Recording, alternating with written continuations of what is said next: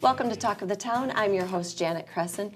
On this show, we meet local businesses, nonprofits, and learn about events in our community and more. And right now, we're about to meet Kelda Royce.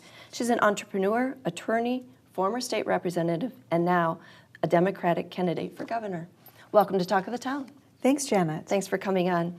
Now, just 2-ish weeks ago or so, you released your first campaign ad on television, and it was related to the issue of choice.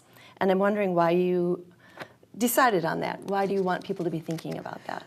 Well, with President Trump being poised to appoint a fifth justice on the Supreme Court who will provide a vote that could potentially overturn Roe v. Wade, I thought it was important for Wisconsin women to know that Wisconsin has a criminal abortion ban still on the books that would immediately go back into effect if Roe v. Wade is overturned. And I've pledged that I will pardon anyone who is charged under that cruel law. Okay, we have lots of topics to get to. Let's talk a little bit about health care.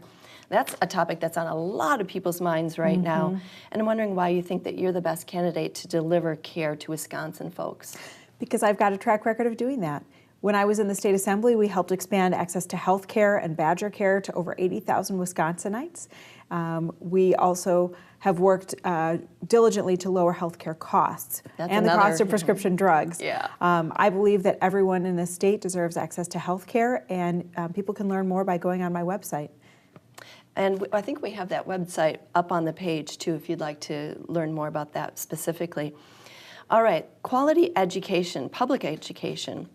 I'm wondering what have you done or what would you do to support public schools and the universities? Well, Janet, I'm a mom and a stepmom of 4 girls, so public education is really important to our families, as I think they are to people all over the state. We need to fully fund our public schools, and that means restoring the $1 billion that Governor Scott Walker cut. But it also means making sure that the resources are equitable so that, you know, if you're in a rural school district or an urban school district, you're not disadvantaged by our funding formula. I also think we need to end our failed experiment with privatization of schools. Public dollars should be for public schools, period. And I've seen your daughters. They're very adorable. Thank you. Let's talk about the economy here in Wisconsin. I'm wondering what you would do to help grow our economy and maybe create opportunity for Wisconsinites. Well, I think there's a lot that we can do to make Wisconsin the best place to raise a family and the best place to grow a business. I'm a small business owner myself, so I understand the struggles. But we're not going to get a sustainable economy from corporate welfare deals like Foxconn, where we just hand billions of our taxpayer dollars over. Instead, we need to invest in small businesses and homegrown innovators, whether it's family farmers or somebody who wants to open a cafe on Main Street or somebody with an innovative idea for a tech company. By investing in these homegrown innovators, Wisconsin is going to be much more economically vibrant, and we're going to be investing in businesses that actually have a stake in our communities.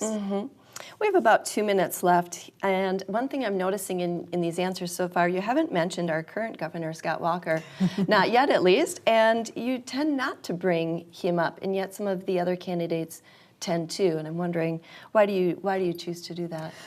Well, I think elections are about the future, and you know, we've had a tough time in Wisconsin and in this country with the negativity and the divisiveness. And what I hear from people as I travel all over the state is people are ready to turn the page.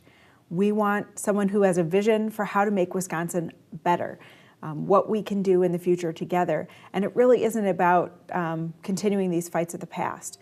I think we need to turn the page and have a leader who's willing to make Wisconsin a leader in public education and in providing access to health care for people, growing our economy so that everyone can succeed. That's what I'm focused on in running for governor, and I think that's what the people of Wisconsin deserve. Last question we have here. So one thing in your campaign is you've mentioned making Wisconsin work for families. Wondering what you mean by that and what do you plan to do about it? Well, I think that Wisconsin's one of the 10th most moved out of states. So we've got a problem in that younger people, my age in their 40s and 30s and 20s, are leaving. And if we want Wisconsin to be a place where young people can succeed and thrive and a place that has a strong economy well into the future, we've got to make it more attractive for younger people to live here. And that means, number one, we've got to address the student loan debt crisis. There are nearly 1 million borrowers in Wisconsin who already went to school, and we're paying educational debt at crazy interest rates. But we also need to do things like have paid family leave. so that nobody has to fear losing their economic security if they have a partner who's ill or dying, or if they have a new baby. We need to make sure people can buy into a safe public pension system, regardless of their job, that's portable between jobs. And we need to make sure Wisconsin has things like transit, and that we're being a leader on climate change and clean air and clean water, because these are all things that are going to make Wisconsin a great place to raise a family. Thank you, Kelda. Kelda Royce is the Democratic candidate for governor. Good luck in your campaign. Thank you. All right, we're Talk of the Town, and we'll be right back.